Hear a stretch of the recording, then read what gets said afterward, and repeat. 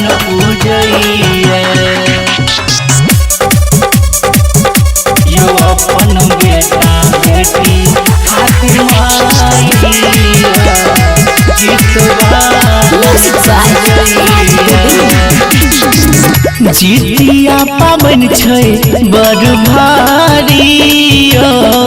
हे यो के नहीं जानैया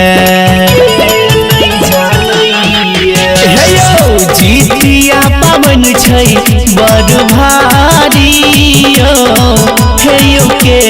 नहीं जानैया अपन बेटा अपन बेटी हे यो अपन बेटा बेटी खातिर माइयो जीतवाहन पूजैया यो अपन बेटा बेटी खातिर माइयो जीतवाहन पूजैया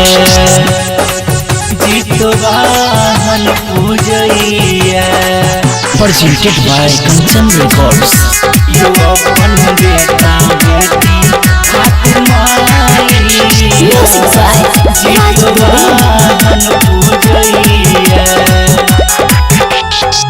तीन दिन के होय छै ई पावन पर्व छै बड़ खासियो नहाई खाई पारण के व्रत करे सब उपासियो करे सब उपासियो हे यो तीन दिन के होय छै ई पावन पर्व छै बड़ खासियो नहाई खाई पारण के व्रत करे सब उपासियो मड़ुआ रोटी रहू मारा मछियो हर घर घर बनैया मड़ुआ रोटी रहू मारा मछियो हर घर घर बनैया अपन बेटा हे यो अपन बेटी हे यो अपन बेटा बेटी खातिर माइयो जीतवाहन पूजैया यो अपन बेटा बेटी खातिर माइयो